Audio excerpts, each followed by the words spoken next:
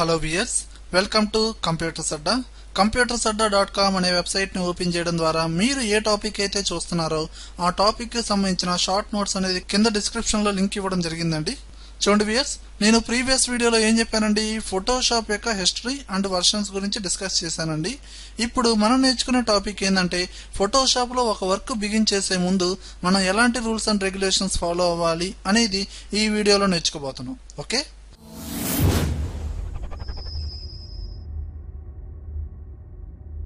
Okay Photoshop open చేసిన తర్వాత మనం ఒక న్యూ పేజ్ అనేది తీసుకుంటాం. అంటే న్యూ పేజీ క్లిక్ చేసిన వెంటనే పేజ్ అనేది ఓపెన్ అవుతుంది. ఆ పేజీ సెట్టింగ్స్ అనేది ఓపెన్ అవుతుంది. ఆ సెట్టింగ్స్ చూసుకుంటే ఫస్ట్ మనకి డిస్ప్లే అయ్యేది name, size, resolution and colour mode. ఈ 4 ఎందుకు యూజ్ చేస్తాం అనేది ఇప్పుడు చూద్దాం. ఫస్ట్ నేమ్, మనకి వర్క్ ఇచ్చిన కస్టమర్ నేమ్ కావచ్చు, అతను ఏ డేట్లో అయితే ఇచ్చాడో లేదంటే ఏ టైంలో ఇచ్చాడో అలాంటి నేమ్స్ని మనం మెన్షన్ చేసామనుకోండి కొంచెం బాగుంటుంది. ఓకే, కానీ ఎక్కువ శాతం చాలామంది డేట్సే మెన్షన్ చేస్తారు. అంటే మనం వర్క్ చేసేటప్పుడు కానివ్వండి, సేవ్ చేసేటప్పుడు కానివ్వండి, డేట్సే సెట్ చేసుకుంటారు. అలానే నెక్స్ట్ వచ్చి సైజు.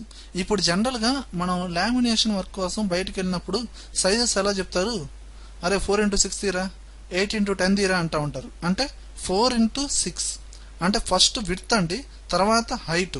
ఓకే, అంటే అది ఏ మెజర్మెంట్లో తీసుకుంటారు అంటే, జనరల్గా ఈ visiting cards, pamphlets, wedding cards అనుకోండి ఇంచెస్లో తీసుకుంటూ ఉంటారు. అదే ఈ ఫ్లెక్సీలు అనుకోండి ఈ ఫీట్స్లో తీసుకుంటూ ఉంటారు. అలానే మనకి ఫోటోషాప్లో మెజర్మెంట్స్ చూసుకుంటే ఇంచెస్, పిక్సెల్సే ఉంటాయండి, ఫీట్స్ ఉండవండి. ఓకే, ఇంచెస్ అంటే ఏంటంటే జనరల్గా అంగుళాలు, అవి కామనే, కానీ ఫీట్స్ అనే మెజర్మెంట్ ఉండదు. కానీ ఫ్లెక్సీ డిజైన్ చేసేటప్పుడు ఎవరైనా నాకు 5 feet కావాలి విడ్త్ అనేది అని అడిగాడు అనుకోండి, అప్పుడు దాన్ని ఇంచెస్లోకి కన్వర్ట్ చేసుకోవాలి. ఎలా అంటే 1 feet = 12 inches. ఎవరైనా 5 feet అడిగారు అనుకోండి, 5 × 12 60 inches. ఇలా కన్వర్ట్ చేసుకొని దాని మెజర్మెంట్ అనేది మార్చుకోవచ్చు. అలానే పిక్సెల్.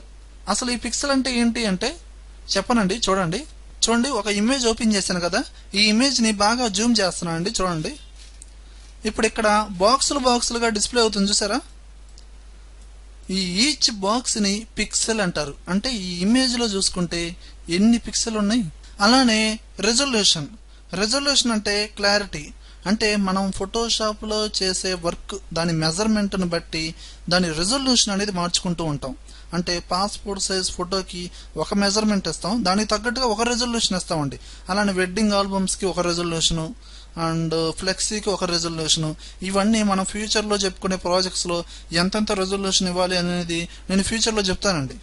అలానే నెక్స్ట్ వన్ వచ్చి కలర్ మోడ్. అసలు ఈ కలర్ మోడ్ అంటే ఏంటి, అసలు ఈ కలర్ మోడ్ ఎందుకు యూజ్ చేస్తారు, ఎలాంటి వర్క్కి ఎలాంటి కలర్ మోడ్ యూజ్ చేస్తారు. ముందుగా అసలు ఈ కలర్ మోడ్స్ అనేది ముఖ్యంగా చెప్పాలంటే 2 types ఉంటాయండి. అవి RGB colour mode and CMYK colour mode. ముందుగా వీటి అబ్రివేషన్స్ చూద్దాం. RGB అంటే రెడ్, గ్రీను, బ్లూ. అలానే సెకండ్ వన్ వచ్చి CMYK colour mode, cyan, magenta, yellow, black. అసలు ఈ 2 కలర్ మోడ్స్ ఏ వర్క్ను బట్టి ఎందుకు యూజ్ చేస్తామంటే, చూడండి ఈ వెడ్డింగ్ క్యాసెట్ చూసారు కదా, ఇది ఒక వెడ్డింగ్ క్యాసెట్. ఓకే, ఇక్కడ మీకు డిస్ప్లే అవుతున్న ఇమేజెస్ చూసారు కదా, డిఫరెంట్గా ఉన్నాయి కదా ఇమేజెస్, బ్యాక్గ్రౌండ్స్ కూడా మార్చారు బాగా. ఓకే, మరి ఈ డిజైనింగ్ వర్క్ని ఎందులో చేశారు, ఫోటోషాప్లో, అంతేగా. ఓకే, ఇప్పుడు దీన్ని ఓపెన్ చేస్తున్నాను. ఇక్కడ మొత్తం మనకి 4 CDs ఉన్నాయండి. ప్రతి CD మీద పైన స్టిక్కరింగ్ డిజైన్ ఉందా లేదా. మరి ఈ వర్క్ ఎందులో చేశారు, ఫోటోషాప్లోనే. అంటే ఫోటోషాప్లో ముందుగా డిజైన్ చేసి దీన్ని ప్రింటింగ్ ఇచ్చి, ఇదేమో స్టిక్కర్ అనమాట, స్టిక్కరింగ్ ఎఫెక్ట్ లా క్రియేట్ చేశారు, దీని మీద అతికిచ్చేశారు. అలానే ఇదేమో నార్మల్ పేపర్ డిజైన్ చేసేసి దీనిలో ఇన్సర్ట్ చేశారు. అలానే ఇప్పుడు ఈ CDని మనం కంప్యూటర్లో కానీ DVD ప్లేయర్లో కానీ ఇన్సర్ట్ చేసామనుకోండి, వీడియో కామన్గానే రన్నింగ్ అవుతూ ఉండిద్ది. అలా వీడియో వస్తున్న టైంలోనే మధ్యలో ఎఫెక్టివ్గా ఫోటోలు వస్తూ ఉంటాయి. అంటే ఈ పెళ్లి కొడుకు పెళ్లి కూతురు అంటే ఈ చెట్లలో, హిమాలయాల్లో, సముద్రాల్లో ఎందో గాల్లో తేలుతున్నట్టు ఈ విధంగా డిజైన్ చేస్తూ ఉంటారు. అంటే ఆ డిజైనింగ్ చేసింది ఎందులో అంటే, ఆ కటింగ్ చేసింది ఎందులో, ఫోటోషాప్లోనే. ఓకే, ఇక్కడ మీకు అర్థమైంది ఏంటి అంటే, ఫోటోషాప్లో ఒక వర్క్ చేసిన తర్వాత అతను చేసిన అవుట్పుట్ అనేది, ఒక వర్క్ ఏమో డైరెక్ట్గా టెలివిజన్ స్క్రీన్స్లో డిస్ప్లే అవుతుంది, ఒక వర్క్ ఏమో డైరెక్ట్గా ప్రింట్అవుట్ ఇచ్చాడు. అంటే ఇప్పుడు ఈ సీడీ మీద డిజైన్ కానివ్వండి, ఈ డైరెక్ట్గా ఈ కవర్ పేజెస్ కానివ్వండి, ఇవన్నీ డైరెక్ట్గా ఏం చేశాడు, ప్రింటింగ్ ఇచ్చాడు.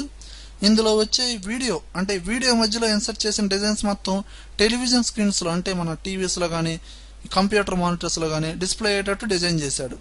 ఇక్కడ మీరు అర్థం చేసుకోవాల్సింది ఒకటేనండి, మీరు చేసే వర్క్ ఎప్పుడైతే టెలివిజన్ స్క్రీన్స్లో డిస్ప్లే అవ్వాలి అనుకుంటే అప్పుడు మీరు యూజ్ చేయాల్సిన colour mode RGB colour mode.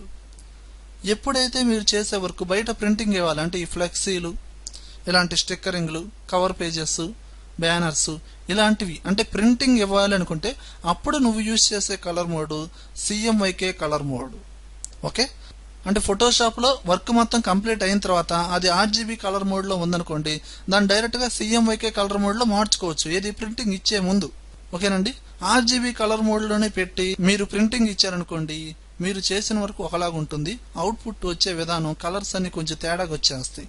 ఓకేనా, అంటే కరెక్ట్గా చెప్పాలంటే సిఎంవైకే కలర్ మోడ్స్ కలర్స్ అనేది కొంచెం లైట్ కలర్లో ఉంటాయి, అంటే నాకు తెలిసినంత వరకు నేను చెప్తున్నానండి. ఓకే ఫ్రెండ్స్, ఈ వీడియో కనుక మీకు నచ్చినట్లయితే లైక్ చేయండి, కామెంట్ చేయండి, షేర్ చేయండి. ఒకవేళ ఈ యూట్యూబ్ ఛానల్ని సబ్స్క్రైబ్ చేయకపోతే వెంటనే సబ్స్క్రైబ్ చేయండి. Okay, thank you very much.